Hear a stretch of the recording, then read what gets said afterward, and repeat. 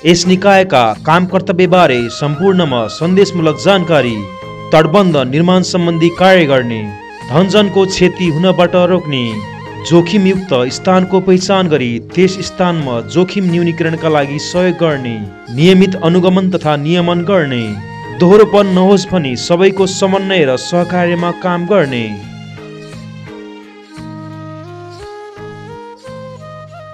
सरलाई स्वागत छ हाम्रो कार्यक्रममा। हस्, नमस्कार सर। आइसक्नु भएको छ यस निकायमा। अब कसरी अगाडि बढ्ने सोच गर्नु भएको छ? प्रगति उपलब्धिहरू अहिलेसम्मको के हो हाम्रो यस कार्यक्रममा, यस कार्यालयमा भनिदिनुहोस् न। अब म करिब 2-3 महिना पुग्न लागेको छ यहाँ आइपुगेको है।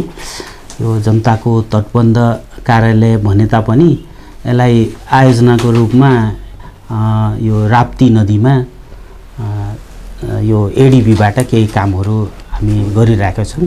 6वटा स्पट दाङमा छ भने 2वटा स्पटहरू बाँकेमा छ, त्यसमा काम गरिरहेछौँ। विशेष गरी दाङको यो गढवा नगरपालिका र लमै नगरपालिकाको बिचमा पर्ने यो राप्ती नदीलाई, जुन राप्ती नदी धेरै लामो रेन्जमा फिजिएर गएको छ र त्यसलाई चाहिँ एउटा च्यानलाइज गर्ने हिसाबले एसियन डेभलपमेन्ट ब्याङ्क, एसियाली विकास ब्याङ्कको सहयोगमा केही अनुदान पनि छ, केही चाहिँ त्यसमा ऋण पनि छ, अनि नेपाल सरकारको समेत गरेर त्यसमा कामहरू भइरहेको छ।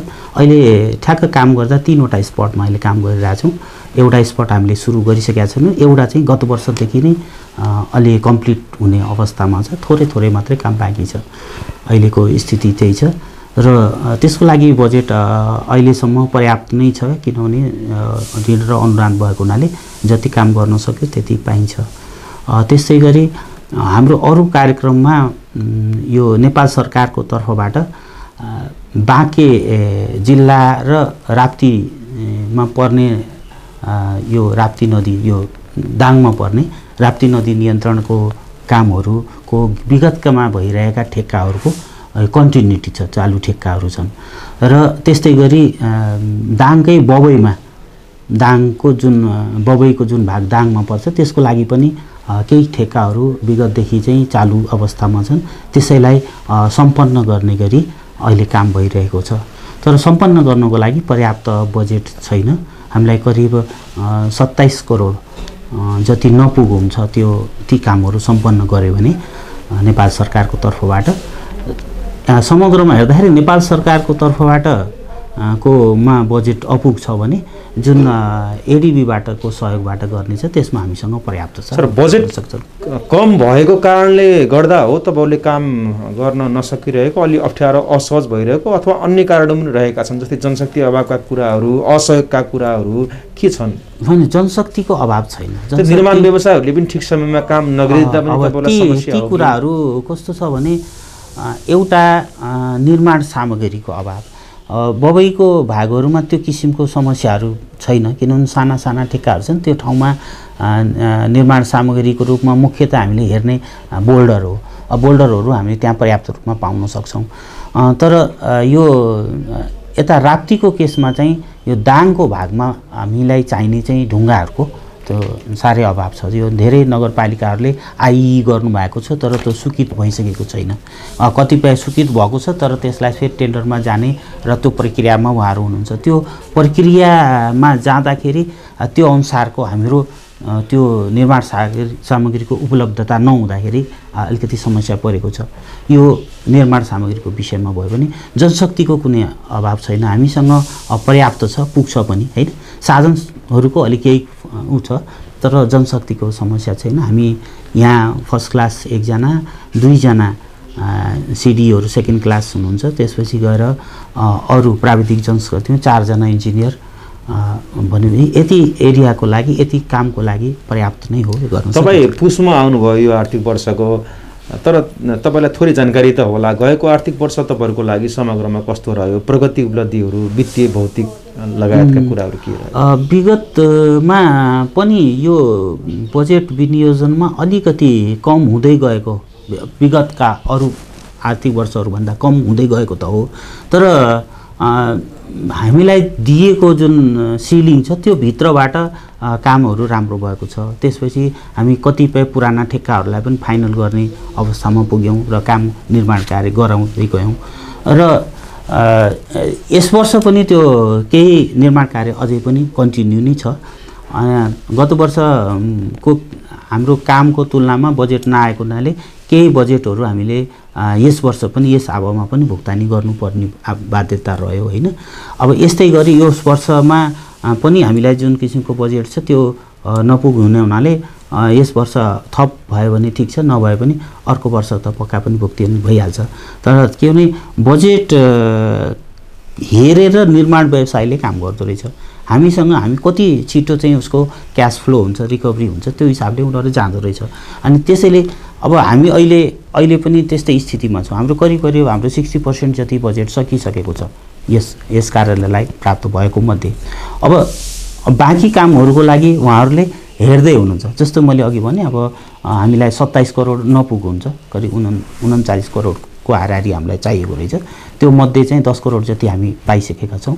अब त्यसपछि त्यो 27 करोड नपुग्ने हुनाले अब जसले हामीले काम गर्दै हुनुहुन्छ उहाँहरूले चाहिँ त्यसलाई हेरेर आफ्नो गति निर्धारण गर्नुहुन्छ। एउटा त्यो छ र अर्को केही ठेक्काहरू हामीसँग क्रोनिक ठेक्काहरू छन्। पुराना 72, 73, 74मा लगाइएका ठेक्काहरू छन्। त्यो निर्माण कार्य सम्पन्न भइसकेका पनि छन्। केही कुराहरूमा चाहिँ केही नपुग भएको हुनाले उहाँहरूको त्यसलाई सुधारका क्रममा त्यो दिएको छ उहाँहरूलाई। अनि ती चिजहरू उहाँ आएर गर्नुभएको छैन। कतिपय ठाउँहरूमा ठेकदार नै अलिकति उहाँहरू अब आर्थिक सङ्कटमा परेको देखिएको छ भने कति ठाउँमा अलिकति नेग्लिजेन्सी पनि देखिएको छ। अब विगतमा पटक म्याद थप भएर मन्त्री परिषदबाटै नै विभिन्न किसिमको निर्णय भएर म्याद थप भएर आएका योजनाहरू छन्। त्यस्तै गरी अहिले पनि करिब एउटा परिपत्र भएको छ त्यस्ता योजनाहरूलाई फरफार गर्ने हिसाबले म्याद थप गर्ने भनेर। अब म्याद थप त भइरहेका छन् तर त्यसमा पर्याप्त काम भएको छैन। त्यसले काम नहुँदा र म्याद थप मात्रै हुँदाखेरि जुन विगतको दर रेटको आधारमा ठेकदारले काम गर्नुपर्ने हुन्छ। अहिले जुन रेटमा पहिला थियो त्यही रेटमा काम गर्न नसकिने हुनाले उहाँहरूको त्यो जुन छ नि त्यो लगाव चाहिँ नयाँ ठेक्कामा बढी छ, पुरानोमा कम हुन्छ। त्यसरी हामीले चाहिँ अब कानुनी उपायहरू नै प्रयोग गर्नुपर्ने हुन्छ। सर, समन्वय सहकार्य पनि तपाईँहरूले गर्नुपर्छ। कुन निकायसित समन्वय सहकार्य गरेर अगाडि बढ्नु भएको छ र डुप्लिकेसनहरू पनि हुन्छन् कि हुँदैनन् काम गर्ने क्रममा? किनभने तपाईँहरूले पनि तटबन्धतिर काम गर्नुपर्छ, जलस्रोत तथा सिँचाइ विकासले पनि गर्छ होइन, र अब भू तथा जलाधारले पनि कता गरिरहेको हामीले सुनेका छौँ। के छ सर यसमा? अहिले यो वर्ष त अब डुप्लिकेसन हुने सम्भावना एकदमै कम छ। किनभने उपभोक्ता समितिहरूबाट उपभोक्ता नै परिचालन गरेर गर्ने कामहरूमा त्यस्ता सम्भावना रहन्छन् होइन। किनभने छोटो समयमा गरिने र इमर्जेन्सीको जस्तो कामहरू हुँदाखेरि त्यस्तो चाहिँ हेर्न बुझ्न नसकिने हो कि भन्ने जस्तो लाग्छ। तर अहिलेको स्थिति त त्यो छैन। र हाम्रो एउटा के छ भने राप्ती नदी र बबई नदी भनेर डिफाइन छ एउटा चाहिँ यो डुप्लिकेसी नहुनुको कारण। र अर्को कुरा हामीले जुन कार्यक्रम बनाउँछौँ त्यो कार्यक्रम अनुसारको काम गर्दा हामीले कोअर्डिनेट फिक्स गर्छौँ। यो कोअर्डिनेटदेखि यो कोअर्डिनेटमा काम गर्ने भनेर। अनि त्यसो गर्दाखेरि त्यसैमा अरू कसैको काम भयो भने हामीले चाहिँ त्यो थाहा पाइहाल्छौँ होइन। र अर्को जुन समन्वयको कुराहरू छन् अब कतिपय के छ भने हामीको बिचमा पनि अब सबै सिँचाइसँग रिलेटेड नै अब हिजो एउटै अर्गनाइजेसनमा बसेर काम गरिरहेको हुनाले यी कुराहरूलाई हामीले आपसमा पनि कुरा गरिरहेका हुन्छौँ। र हामीले गरिरहेको ठाउँमा कसैले अरूले काम गरेको छन् उहाँ कुन निकायले गरेको त्यो सोधेर पनि हामीले पठाउने अधिकार। तटबन्ध तपाईँहरूले बनाउनुहुन्छ, बनाएको 1 वर्ष 2 वर्षमै फेरि भत्ताभङ्ग हुन्छ, बिग्रिन्छ भन्ने कुराहरू, नदीले फेरि बगाइदिन्छ भन्ने कुरा पनि हामीले सुनिरहेका छौँ। किन त्यस्तो हुन्छ? हजुर, यो यहाँको क्वेसन एकदम स्वाभाविक नै हो। किनभने जुन समयमा हामी तटबन्ध त्यहाँ बनाएका हुन्छौँ त्यो कतिपय एकदम आकस्मिक रूपमा इमर्जेन्सी रूपमा गराएको हुन्छ। त्यसलाई साँच्चै नै भत्काएर उसको चाहिँ जुन लाइनमा राख्नुपर्ने हो त्यही नै गर्नुपर्ने स्थिति आउँछ होइन। त्यसै गर्दाखेरि कतिपय ठाउँमा अलिकति काम दोहोरिएको कि अगाडि पनि तटबन्ध गरेछ पछाडि पनि गरेछ भन्ने जस्तो लाग्छ। त इमर्जेन्सीमा गर्ने काम र नियमित जुन हाम्रो प्रोग्राम बेसिसमा गर्ने कामहरू त्यो फरक हुन्छ। प्रोग्राम बेसिस गर्ने कामहरूमा केही ठाउँमा केही चाहिँ जुन छ आकस्मिक रूपमा रिभरको मार्फोलोजी माथिदेखि तलसम्मको बहावको अवस्था भयो, गेग्रानको अवस्था भयो। गेग्रान भने चाहिँ हामीले चाहिँ यसलाई अब सिल्ट लोडको कारणले गुन्ने अवस्था, ती कुराहरू र चाहिँ त्यसको जुन बहाव बग्दाखेरि जुन ठाउँहरू जुन लिन्छ त्यसले स्पेस, त्यसको चाहिँ कमीको कारणले गर्दा कुनै त्यस्तो ठाउँमा भएछ भने त्यो छुट्टै कुराहरू। नत्र नर्मली तटबन्धहरू धेरै अब राम्रोसँग काम गरेको मैले देखिरहेको छु। यो विगतका चाहिँ 6-7 वर्ष अगाडि देखेका धेरै ठाउँहरूमा बाँकेर यो दाङको जिल्लामा भएका कामहरू हेरेको छु। अब कुनै ठाउँहरूमा लन्चिङ बगेको छ, उहाँहरूले बगेको छ वा धसिएको छ, उहाँहरूले जसले चाहिँ कमेन्ट गर्नुहुन्छ उहाँले थाहा पाउनुहुन्न। त्यो लन्चिङ यदि त्यो लन्चिङ भनेको लन्च गर्नलाई नै बनाइएको हुन्छ, त्यसलाई चाहिँ त्यो भत्केको भन्न मिल्दैन। मेन कुरा के गर्नुपर्छ भने त्यो ठाउँमा त्यसले त्यो फङ्सन गरेको छ कि छैन है, त्यो बुझ्नुपर्ने हुन्छ। त्यसैले डुप्लिकेसीको जुन कुराहरू गर्नुभयो त्यो इमर्जेन्सीमा गरेका कुराहरूलाई फेरि त्यसलाई चाहिँ पर्मानेन्ट गर्ने कुराहरूमा जे राखियो त्यो चाहिँ हामी दोहोऱ्याएर पनि गर्नुपर्ने हुन्छ। नत्र जुन एकपटक जुन पर्मानेन्ट बनाइसकेको त्यो डिजाइन अनुसारको भएकोमा त्यस्तो अप्ठ्यारो भएको मैले देख्दिनँ। अनुगमन नियमनको पाटो कसरी अगाडि बढेको छ, कसरी अगाडि बढाउनु पर्छ यो पाटोलाई, र निर्माण व्यवसायहरूले पनि बढी लापरवाही गरे, उनीहरूले मापदण्ड अनुसार काम गरेनन् भन्ने गुनासो पनि जनताले गर्नुहुन्छ। त्यो सबै तपाईँहरूले हेर्नुहुन्छ कि हेर्नुहुन्न? हेर्नुपर्छ, हाम्रो जिम्मेवारी नै त्यही हो होइन। अब काम कुनै ठाउँमा भइराखेको छ भने मात्र काम मात्रै होइन, त्यसलाई चाहिँ त्यसले फङ्सन गर्छ गर्दैन, त्यो कतिको दिगो हुन्छ त्यो हाम्रो जिम्मेवारी हो, तर हामीले हेर्नु पनि पर्छ। र कतिपय ठाउँमा मापदण्ड अनुसार काम नभएको ठाउँमा हामीले पुनः फेरि भत्काएर फेरि पनि गर्न लगाएका छौँ। कति ठाउँमा चाहिँ त्यो भत्काएर त्यसले चाहिँ झन् त्यो भत्काउँदाखेरि बढी लाग्ने खर्च भएको हुनाले एज इट इज त्यसको पेमेन्ट नदिएर पनि हामी चाहिँ त्यो एउटा पेनलाइज चाहिँ ठेक्दा उसलाई निर्माण व्यवसायलाई गरेका छौँ। कतिपय ठाउँमा कस्तो हुन्छ भने अब केही माइनर करेक्सनको साथमा त्यसलाई प्रयोग गर्न सकिनेछ भने त्यो पनि गरे हुन्छ। र डिफेक्ट लाइबिलिटी पिरियड निर्माण भइसकेपछि पनि उसलाई कमसेकम 1 वर्ष एउटा बर्खा चाहिँ त्यो नदीले त्यो झेल्न पर्छ। त्यसपछि मात्रै हामी यो धरोटीहरू रिलिज गर्छौँ। उनीहरूको केही मात्रामा हामीसँग धरोटी हुन्छ अनि त्यो चाहिँ हामी रिलिज गर्छौँ। निर्माण व्यवसाय र कर्मचारी बीच पनि केही मिलोमतो हुन्छ, लेनदेनका कुरा हुन्छन्, जसले गर्दा पनि गुणस्तरीय युक्त काम हुन सकेको छैन भनेर पनि भन्नुहुन्छ। यो चाहिँ अब भन्नलाई त सबैले भन्छ, कसैले पनि आफ्नो हात काटेर मिलोमितो गरेर आफ्नो चाहिँ जागिर अथवा ऊ चाहिँ धरापमा पारेर यो कामहरू गर्दैन भन्नलाई चाहिँ धेरै कुराहरू यो आइरहेका हुन्छन्। मै पनि सूक्ष्म रूपमा यी कुराहरूको निरीक्षण गरिराखेको हुन्छु, कहीँ त्यस्तो किसिमको मिलोमतो भएको कारणले गर्दा काम नबिग्रोस् भनेर। अब यसबाहेक पनि हामी अनुगमन गर्ने निकायहरू हाम्रो विभाग बाहेक पनि अरू पनि हुन्छ। हाम्रो चाहिँ अब जस्तो सिडिओ कार्यालयको समन्वयमा पनि हामीले चाहिँ त्यो के अरे अनुगमनका कार्य गरेका हुन्छौँ। हाम्रो विभागमा पनि विभिन्न तहहरूबाट मन्त्रालयबाट अब यो सम्बन्धी हेर्ने चाहिँ यहाँ अनुगमनको मोनिटरिङको कार्यहरू भइरहेका हुन्छ। काम गर्दा गर्दै काम भइसकेपछि र कामको केही समयपछि इम्प्याक्ट हेर्नलाई पनि उहाँहरू आउनुहुन्छ अनि यी सबै कुराहरूले यी चाहिँ मिनिमाइज गर्नलाई धेरै मद्दत गर्छ। सर, फिल्ममा झैझगडा विवाद भएको अवस्था पनि हो? कहिलेकाहीँ हुन्छ। यो विशेष गरी केमा हुन्छ भने यो नदी सोझो बग्दैन है, नदीको आफ्नो धार छ, बेला बेलामा परिवर्तन गरिराखेको हुन्छ। जबसम्म त्यसलाई पर्मानेन्ट गर्दैनौँ हामी, पर्मानेन्टमा दुईतिर इम्ब्याङ्कमेन्ट राखेपछि त्यो भित्रमै नदी खेल्ने हो। तर जो ठाउँमा चाहिँ नयाँ हामी गर्दैछौँ त्यो ठाउँमा कतिको व्यक्तिगत जग्गा परेको हुन्छ, कतिको व्यक्तिगत स्वार्थ पनि हुन्छ हैन। यो कामसँग चाहिँ अब मैले यसको यो जिम्मेवारी अथवा मैले नै लिन पाएँ, मैले गराउनु पाएँ, म यसबाट हुने फाइदा मैले लिन्थेँ भन्छ हैन।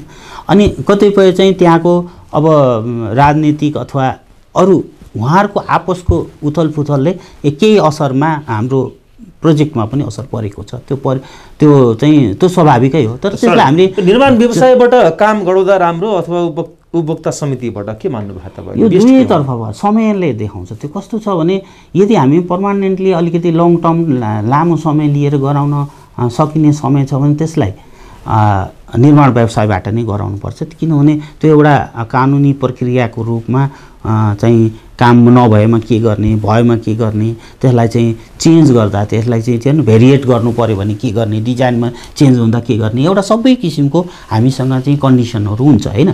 तर कहीँ इमर्जेन्सी पर्यो, हामीसँग आर्थिक वर्षको अन्त्य छ, बजेट हामीसँग छ, काम गर्नै पर्ने छ, त्यस्तो अवस्थामा छोटो विधि प्रयोग गर्ने क्रममा कतिपय चाहिँ हामी कोटेसनको रूपमा पनि हामी जान सक्छौँ भने, अब थोरै समयलाई हामी दरबाउ पत्र लिएर पनि गर्न सक्छौँ भने, त्यस्तै गरी उपभोक्ताबाट पनि गराउन सक्छौँ। उपभोक्ताबाट गराउँदाखेरि मैले मेरो अनुभवमा के देखेको छु भने जुन जग्गा सम्बन्धी झै झगडा विवादहरू हुन्छ नि, त्यो चाहिँ उहाँहरूले आफै सल्भ गर्नुहुन्छ, किनभने त्यो लोकल हुन्छ, उसलाई पहिलेदेखि थाहा हुन्छ कि यो ठाउँमा हिजो नदी बगेको थियो थिएन, अथवा यसलाई यति मर्का परेको छ है, यसलाई यसरी कम्पेन्सेट गर्नुपर्छ भन्ने कुरो त्यो एउटा समाजले त्यही भित्रबाट त्यसलाई सल्भ गर्छ। तर निर्माण व्यवसाय जो बाहिरबाट गएको हुन्छ यी कुराहरूलाई उसले बुझेको हुँदैन, उसँग सरोकार पनि हुँदैन, र कतिपय कुराहरू ठेक्का भइसकेपछि पनि यी विवादहरू निस्केर केही समय हामीले चाहिँ म्याथ थप गरेर पनि काम गर्नुपर्ने स्थिति आज सल्भ नभएको कारणले। त्यसैले यी दुईटै कुराहरू जुन चाहिँ एउटा अब हामीलाई जुन खरिद नियमावली र ऐनले दिएको छ, ती दुईटैलाई कुन ठाउँमा के प्रयोग गर्ने त्यो समय र ऊ अनुसार देखाउँछ ठाउँमा। सर मागहरू पनि आउँछन् होला पक्कै पनि, माग त कति, अब उजुरीहरू पनि आउँछन् होला, गुनासाहरू पनि आउँछन् होला, के रहेका छन् त्यो पनि भनिदिनुहोस् न। अब मागमा कस्तो आउँछ भने जस्तो मैले भनिसकेँ त्यो बबैको र राप्तीको नदीहरूमा हाम्रो खास त्यो हो हैन, र केही चाहिँ सहायक नदीहरूको नाम पनि त्यो भित्रमा मात्रै हामी काम गर्छौँ। र उहाँहरूको माग के हुन्छ भने त्यसको चाहिँ सहायक नदीको पनि अझ माथि क्याचमेन्टमा अरू ठाउँमा अरू नदीहरूलाई पनि छोएर काम गरिदियोस् भन्ने एउटा हुन्छ। र दोस्रो एक ठाउँमा राम्रो भयो, अब त्यसको तल र माथि त यथावत छ नि त, नदीले अहिले काटि नहाले तापनि त्यो ठाउँमा काट्ने सम्भावना छ भनेर पनि साथीहरू त्यसरी चाहिँ आउनुहुन्छ है, त्यो माग पनि एउटा भयो। र अर्को कुरा चाहिँ उजुरीको यहाँले कुरा गर्नुभयो, उजुरी चाहिँ यही हिसाबले आउँछ कि मेरो त्यो तटबन्ध बनाउनुको कारणले गर्दा हाम्रो गाउँ बग्छ अथवा मेरो खेत जान्छ भन्ने कुराहरू चाहिँ आउँछ। त्यसलाई हामी चाहिँ त्यो ठाउँ अनुसारको सल्युसन इमिडिएटली त्यस्तो कुराहरूलाई तुरुन्तै सल्युसन गर्नुपर्ने हुन्छ हैन, किनभने हामीले निर्माण गरिसक्यौँ भने र त्यो इम्प्याक्ट पर्ने देखियो भने त त्यसले त धेरै लामो असर पर्छ। वा के हुनसक्छ भने एकातिर नदीको दुईटा ब्याङ्क दुईटै उस्तै किसिमको हुँदैन, एकातिर नदीले चापिरहेको हुन्छ भने अर्कोतिर खुल्ला छोडिरहेको हुन्छ भने चापेको ठाउँमा हामीले पक्का पनि पहिलो प्रायोरिटी साथ गर्छौँ। तर जता नदीले चापेको छैन त्यो ठाउँको जनताहरू पनि अलिकति अब अलि एग्रेसिभ भएर अब हाम्रो ट्याप छ हामीलाई चाहिँ गाह्रो हुन्छ भन्ने हिसाबले पनि त्यस्तो किसिमको उजुरीहरू आइरहेको हुन्छ। कतिपय ठाउँमा चाहिँ काम राम्रो भएन अथवा ढुङ्गा सानो भयो भन्ने कुराहरू पनि हामीसँग कुरा आएको हुन्छ। त्यस्तो ठाउँहरूमा हामी त्यो इमिडिएट एक्सन लिनुपर्ने हुन्छ। जबसम्म हामीले त्यो जानकारी पाइसकेपछि हामी त्यसमा चाहिँ अब सम्बन्धित साइट इन्जिनियर भयो अथवा अब डी साहब पनि हुनुहुन्छ अहिले, हामी पनि गएर त्यो के हो त हाम्रो चाहिँ अब जुन साइजको हुनुपर्ने थियो छ कि छैन अथवा उसले गर्नुपर्ने काम ठिक छ कि छैन त्यो कुराहरू हेर्छौँ। सर तटबन्ध नबनेर यदि नदीले जनधनको क्षति गर्यो भने त्यसको क्षतिपूर्ति कसले दिने? अब यो चाहिँ एकदम भेग प्रश्न भयो हेर्नुहोस् है। अब सरकारले सबै ठाउँमा तटबन्ध बनाउन सक्ने अब त्यो किसिमको हैसियत भएको अवस्थामा त अब क्षतिपूर्तिका कुराहरू आउन सक्छन् होइन, तर त्यो अहिले कन्डिसन छैन। अहिले हामी अब 160 किलोमिटरको राप्ती नदीमा हामीले हार्डली 10 किलोमिटरलाई छुँदैछौँ, 10 किलोमिटरको भागलाई गर्दैछौँ। अरू बाङ त सबै ठाउँ त तटबन्ध नभइकन रहने भयो। र माथि तटबन्ध भएको कारणले होइन कि माथि भएको छ हामीलाई पनि चाहियो भन्ने ग्रुप हुन्छ, त्यसमा तटबन्ध बनाउँदा अरू थप फाइदाहरू पनि हुन्छन् कि। त्यसले के हुन्छ भने एउटा जुन इम्ब्याङ्कमेन्ट हामी बनाउँछौँ त्यो माथिबाट एउटा बाटो नै पुरा गाडी नै हिँड्ने किसिमको बाटो बन्छ। अब त्यसबाट पनि केही फाइदाहरू भयो भने त्यो कारणले गर्दा मागहरू आउँछ, त्यसलाई स्क्रिनिङ गर्नुपर्ने हुन्छ हैन। र इमिडिएट त्यस्तो किसिमको आकस्मिक समस्याहरू छ, भोलि अलार्मिङ सिचुएसन छ भने जिल्ला दैविक प्रकोप समिति छ, त्यहाँ त्यो मार्फतबाट पनि हामीले अब यो केन्द्रमा कुराहरू पुर्याएर त्यसको लागि छुट्टै बजेटको चाहिँ हामीले व्यवस्थापन गर्ने व्यवस्था छ, त्यो चाहिँ हामी गर्छौँ, त्यसको लागि पहल गर्छौँ। अन्तमा यो भनिदिनु सर, जहिलेसम्म तपाईँ यहाँ बस्नुहुन्छ सबैको साथ सहयोग तपाईँलाई कस्तो हुनुपर्छ, भावी सोच योजना कस्तो राखेर अगाडि बढ्दा भने अनुसारको लक्ष्य उपलब्धि प्राप्ति गर्न सकिएला? हजुर, धेरै धेरै धन्यवाद यहाँलाई। मैले यही प्रश्न यही चाहेको थिएँ। के छ भने यहाँ सबभन्दा ठुलो हामीले मास्टर प्लान बनेको छ, के अब 3वटा मास्टर प्लान छ, फरक अब राप्तीको 2टा पार्टमा भने बबैको लागि पनि छ हैन। अब यसलाई हामी के भने मास्टर प्लान स्वीकृत भएको छ, त्यति बेलाको नदीको अवस्था हेरेर यहाँ स्वीकृति भएको छ हैन, र केही काम पनि भयो, त्यो मास्टर प्लान अनुसारको केही काम भयो, अरू काम हुनै बाँकी छ। हामीलाई चाहिँ कार्यालयलाई प्राप्त बजेटको आधारमा त्यो काम क्रमशः गर्दै गयो। अब अहिले गत वर्षदेखि हामी अब टेन्डर गर्ने स्थितिमा पनि छैनौँ हैन, किनभने हामीसँग पर्याप्त बजेटै छैन। यहाँ नियमले के भन्छ भने तपाईँसँग बजेट छैन भने टेन्डर नगर्नुहोस्, अथवा कार्यस्थल तयार नहुँदासम्म टेन्डर गर्न मिल्दैन, यी कुराहरू छन्। अब ती कतिपय केसमा बजेट हुन्छ, कार्यस्थल हुँदैन, कतिपय ठाउँमा कार्यस्थल छ गर्नुपर्ने छ, हामीसँग बजेट हुँदैन। अहिलेको स्थिति चाहिँ बजेट नभएको स्थिति छ, त्यसले थप कामहरू गर्ने अहिले अवस्था छैन। अब यसलाई चाहिँ हामीले अलिकति सहजीकरण गर्नलाई हामीले कम्तीमा कतिपय ठाउँमा के छ भने हिजो डिपिआरमा भएका चिजहरू पनि गर्न नपर्ने ठाउँहरू पनि छन्, कति ठाउँमा नयाँ बनिसकेका छन्, त्यसलाई अलिकति हामी रिभाइज गर्दैछौँ, रिभाइज पनि भइसकेको छ। धेरै ठाउँमा हामीलाई चाहिँ त्यो स्पटहरू सबै कुरा थाहा भइसकेको छ, हाम्रो डिजाइनलाई पनि अलिकति चेन्ज गरेर कसरी गर्न सकिन्छ भन्नेमा गएको छौँ। भने ती सबैको आधारमा हामीलाई एउटा कुरो चाहिँ माथिल्लो निकायबाट हामीलाई प्राप्त हुने बजेटको सुनिश्चितता हुनु पर्यो। यो काम यति वर्षमा गर भनेर एउटा जुन पहिलो दिइसकेपछि त्यो अनुसारको बजेट आइराख्नु पर्यो, तब न निर्माण व्यवसायले पनि त्यही अनुसारको हामी टेन्डर फ्लोट गर्छौँ, त्यही अनुसारको निर्माण व्यवसाय हुन्छ। अनि म यति वर्षमा यति बजेटको काम गर्छु भनेर प्लानिङ बन्छ। अनि कतिपय केसमा के हुन्छ भने अब टेन्डर भइसक्यो, पैसा आएन भने उनीहरूले रोकेर राखिदिन्छ, किनभने उनीहरूको क्यास फस्छ नि त, त्यसरी रोकेर राख्छ। अनि त्यो स्थिति नआओस् भन्ने एउटा। र दोस्रो कुरो के छ भने जस्तो कुनै कुरो अब डिजाइनमै केही चेन्ज गर्नुपर्ने भयो हैन, जस्तो हिजो हामीले यो ठाउँमा नदी नियन्त्रण गर्नै पर्छ भनेर राखेका ठाउँमा अहिले आवश्यक छैन, त्यस्तो ठाउँहरूमा त्यो सम्बन्धित जनताहरूले पनि बुझ्नु पर्यो कि हामीले यो अहिले जरुरी छैन, जरुरी भयो बेला सरकार छ र चाहिँ जरुरी भयो भने यिनीहरूले गरिहाल्छन् भन्ने एउटा भरोसाको अवस्था रहनु पर्यो। हामीलाई यो अफिसलाई माथिल्लो कार्यालयले के भरोसा दिनु पर्यो भने आवश्यक पर्यो भने तिमीले काम गर्न पाउँछौ भन्नु पर्यो, र जनताले चाहिँ हामीसँग के भरोसा लिन सक्नु पर्यो भने कि आवश्यक पर्ने बित्तिकै आउँछन् है, हामी ढुक्क बस्नुपर्छ, हामी यसलाई चाहिँ निश्चिन्त भएर बस्न सकिन्छ भन्ने छ। यी दुईटाको जब ब्यालेन्स मिल्दैन नि अफिस चाहिँ लडखडाउँछ, किनभने माथिबाट बजेट आउँदैन अनि जनताको माग ठुलो हुन्छ, आकाङ्क्षाहरू ठुलो हुन्छ। अब के छ भने राष्ट्रको लागि त अब यति जग्गा गयो अथवा भिडियो अथवा एउटा बाढी आयो भन्ने एउटा समाचारको रूपमा आउन सक्छ है, तर त्यो जसको बगेको छ, जसको बिग्रेको छ नि, उसको त सर्वस्व गयो नि। उसले त्यो कारणले गर्दा हामी अलिकति सबैलाई त्यो एउटा सन्तुलनमा ल्याउन सकिरहेको छैनौँ हैन, किनभने उसलाई त आज इमिडिएट चाहियो, अनि बजेट चाहिँ आज इमिडिएट त हुँदैन। यो वर्ष अहिले बनेको बजेटले अर्को वर्ष बेला काम हुन्छ भने यी दुईटाको सामञ्जस्य मिलेको छैन। र तेस्रो कुरो मैले चाहिँ भन्छु, यो निर्माण सामग्री नेपालमै को नै प्रयोग गर्ने भन्ने एउटा नीति छ, सकेसम्म बाहिरको सामान ल्याउनु नपरोस् भनेर। र त्यसको लागि हामीले यो ढुङ्गा बोल्डरहरू अब गिटी बालुवाहरूको हामी यहीँबाट नै प्रयोग गर्नुपर्ने हुन्छ। तर कस्तो छ भने कतिपय चिजहरू सिमेन्टका कङ्क्रिट ब्लकहरू बनाए बरु सस्तो पर्ने, हाम्रो स्थानीय सामग्री प्रयोग गर्दा महँगो पर्ने अवस्था आएको छ।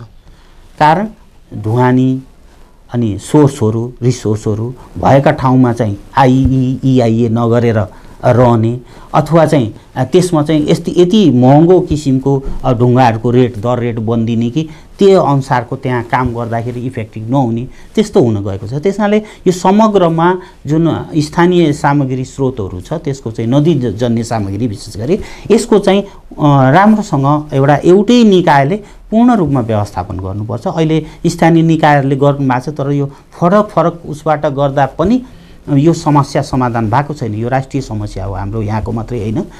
त्यो चाहिँ नदीजन्य सामग्री रिसोर्स खानीहरूको व्यवस्था चाहिँ हामीले उचित मात्रामा गर्नुपर्छ, ताकि चाहिँ अब राजस्थानको ढुङ्गा लगेर कलकत्तामा चाहिँ घर बनाउन मिल्छ भने हामी यहीँको ढुङ्गाहरूलाई चाहिँ राम्रोसँग प्रयोग गरिरहेको छौँ। हामीसँग ढुवानी बढी पर्छ, अनि त्यसपछि स्थानीय किचलो धेरै हुन्छ, आइइआईको कुराहरूले चाहिँ धेरै रोकिन्छ, वनहरूको चाहिँ आफ्नो नियमहरू छ त्यसबाट रोकिन्छ, ती कुराहरूले अलि अप्ठ्यारो परिरहेछ। त्यसैले यी तीनवटा समाधानहरू राम्रोसँग हुन सक्यो भने मलाई लाग्छ यो अफिस मात्र होइन अरू अफिसहरूमा पनि यस्तै किसिमको समस्या। महत्त्वपूर्ण समय र जानकारी दिनुभयो, धन्यवाद। हस्।